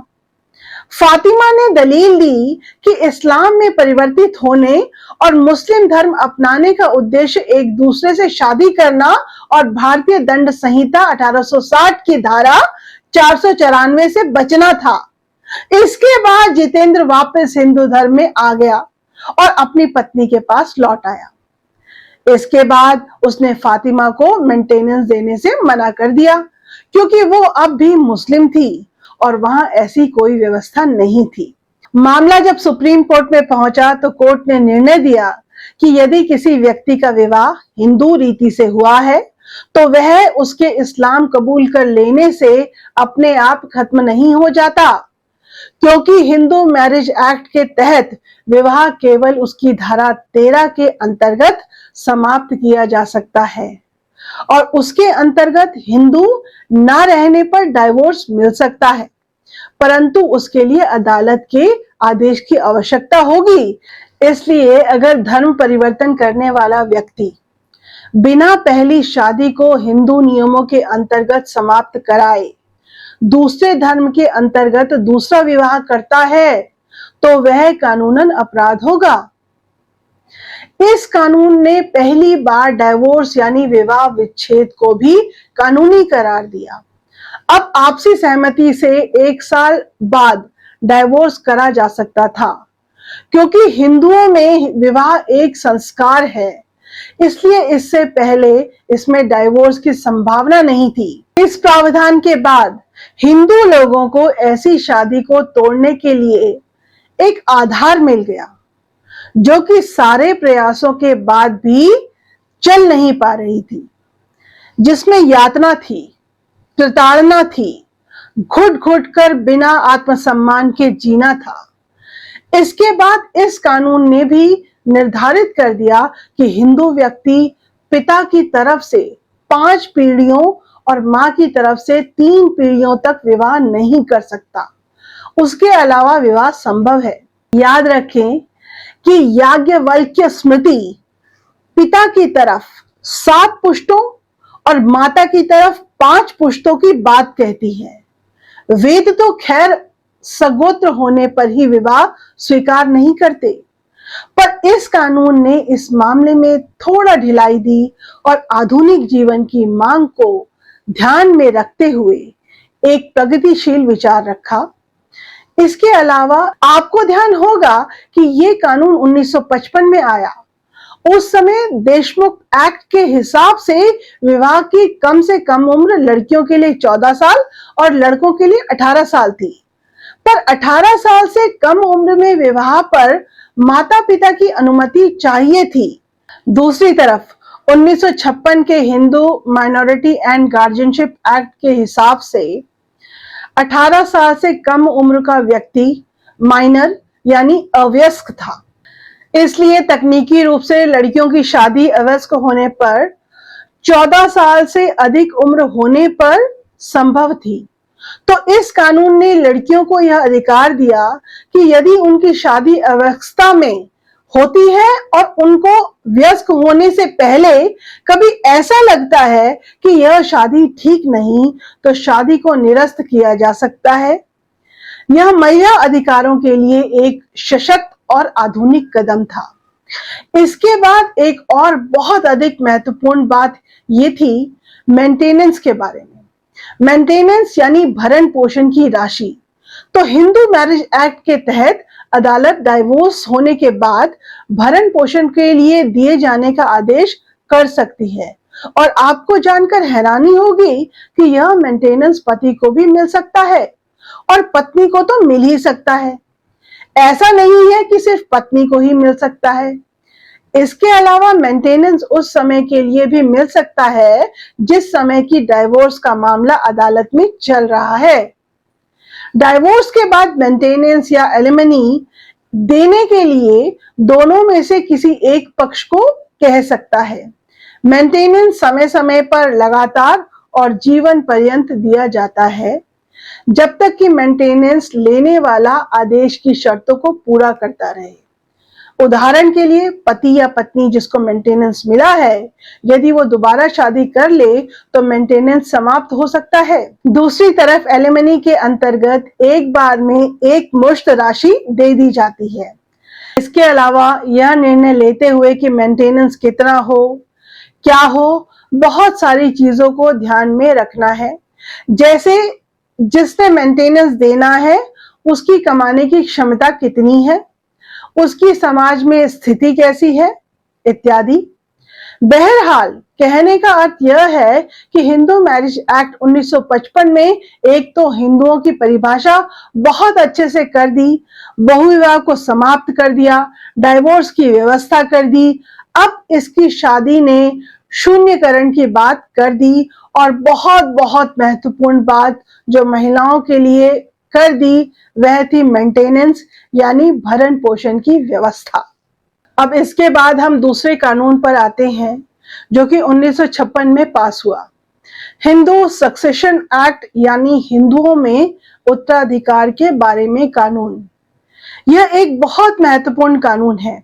आपको याद होगा मैंने आपको बताया था कि हिंदू फैमिली लॉ में जिस महत्वपूर्ण स्मृति का उपयोग होता था वह थी याज्ञवल्क्य स्मृति, और इसके ऊपर दो तरह की व्याख्या मिलती थी। एक थी मिताक्षर और दूसरी थी दायभाग। दायभाग बंगाल और असम में प्रयोग में लाई जाती थी और मिताक्षर बाकी सारे भारत में उपयोग में लाई जाती थी। संपत्ति के बंटवारे के मामले में दायभाग और मिताक्षर में कई अंतर थे, लेकिन सबसे महत्वपूर्ण अंतर यह था कि दायभाग में पिता की मृत्यु के बाद ही पुत्र संपत्ति का अधिकार होता, पर मिताक्षर में पुत्र जन्म से ही हिस्सेदार हो जाता था। तो चलिए इसको जरा ठीक से समझते हैं। मिताक्षर में किसी भी व्यक्ति की जो संपत्ति थी वो 3 हिस्सों में बटी थी। एक की पुश्तैनी संपत्ति यानी जो उस व्यक्ति अपने पिता, उसको उसके पिता और उसको उसके पिता से मिली थी। दूसरी होती थी उस व्यक्ति द्वारा अपने जीवन में स्वयं अर्जित संपत्ति, और तीसरी होती थी अन्य प्रकार की संपत्ति, जैसे आपको अपनी माँ की तरफ से या मित्रों की तरफ से संपत्ति मिलती है तो वह अन्य प्रकार की संपत्ति होती थी। दूसरी तरफ दायभाग में ऐसा कोई अंतर संपत्ति में नहीं होता था। तो जहां तक मिताक्षर में किसी की पुश्तैनी संपत्ति का सवाल होता था तो उसमें उसके पुत्र का जन्म से ही हिस्सा होता है और उसका बंटवारा भी मिताक्षर के नियम के हिसाब से ही होता था। उसमें उस व्यक्ति का कोई निर्णय नहीं था कि वह किसको कितना मिलेगी, परंतु उसकी स्वयं अर्जित संपत्ति पर उसको अधिकार होता था कि वो किसको कितना देगा। इस तरह से देश की अलग अलग हिस्सों में अलग अलग व्यवस्था थी, मान्यता थी। लेकिन हिंदू सक्सेशन एक्ट 1956 यानी उत्तराधिकार के इस कानून ने इस फर्क को मिटा दिया और एक समानता ला दी। इसके अलावा इस कानून की सबसे बड़ी बात थी कि इसमें महिलाओं को संपत्ति का एब्सोल्यूट राइट मिल गया।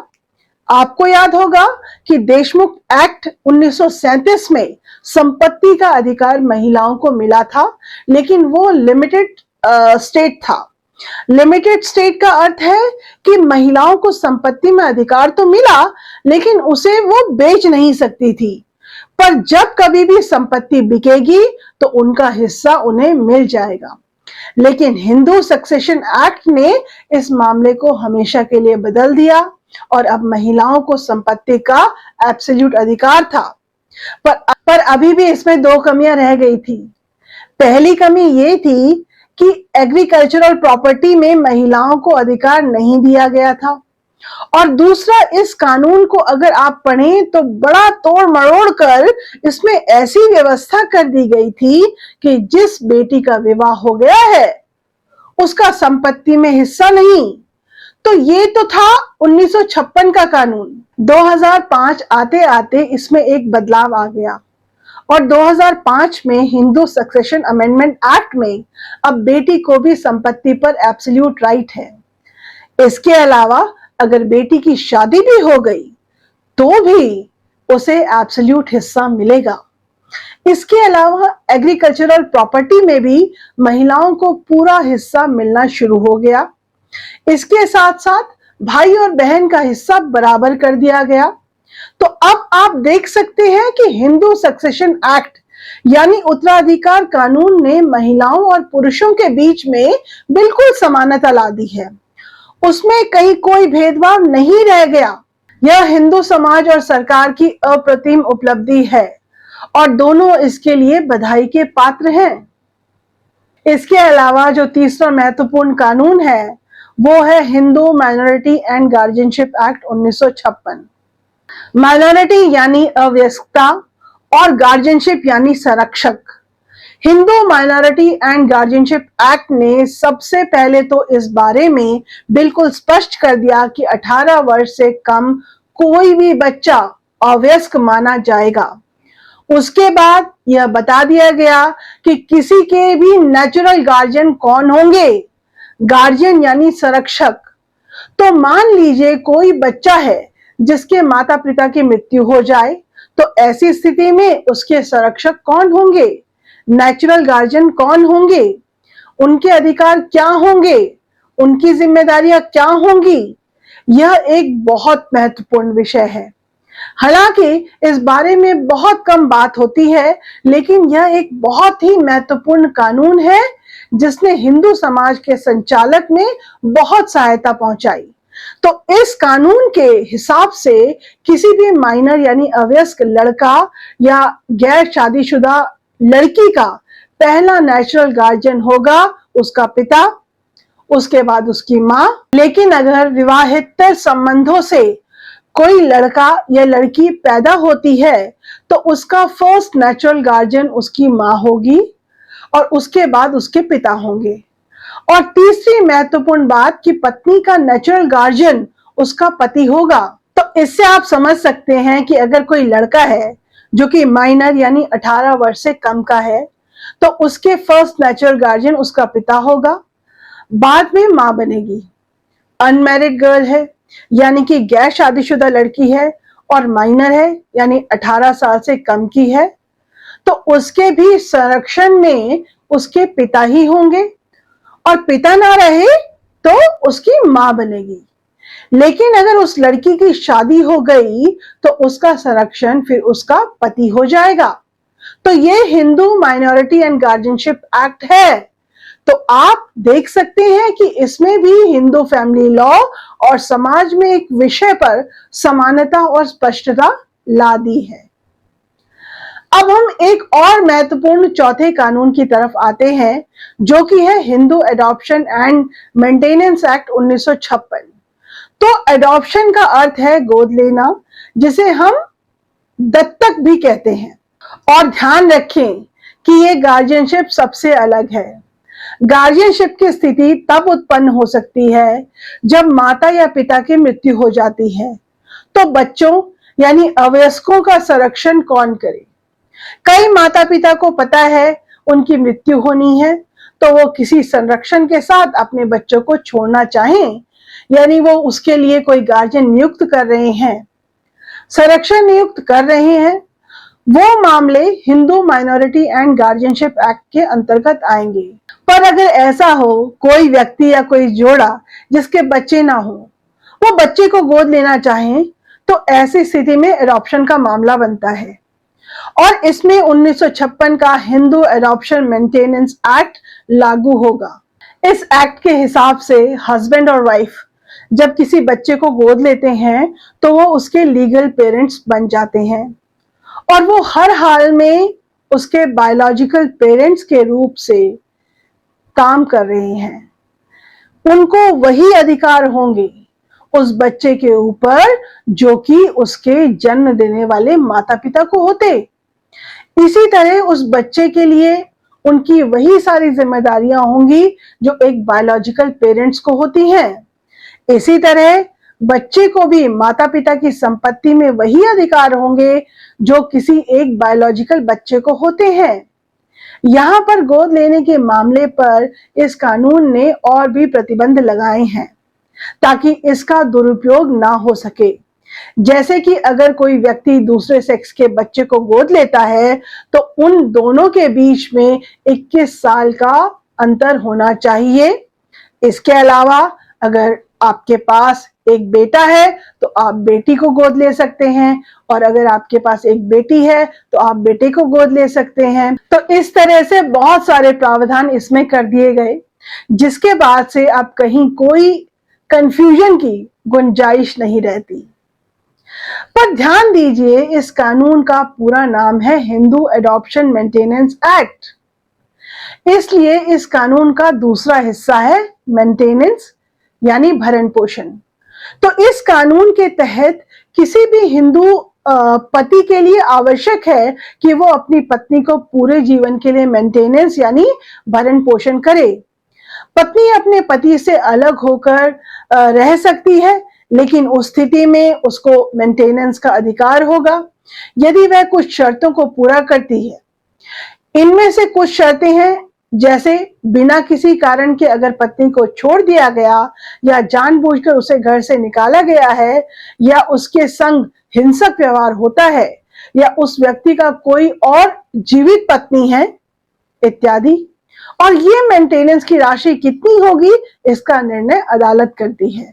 इतना ही नहीं, अगर पति की मृत्यु हो जाए तो ऐसी स्थिति में पति के पिता की यह जिम्मेदारी बनती है कि वह उस महिला को पूरी तरह से मेंटेनेंस दे।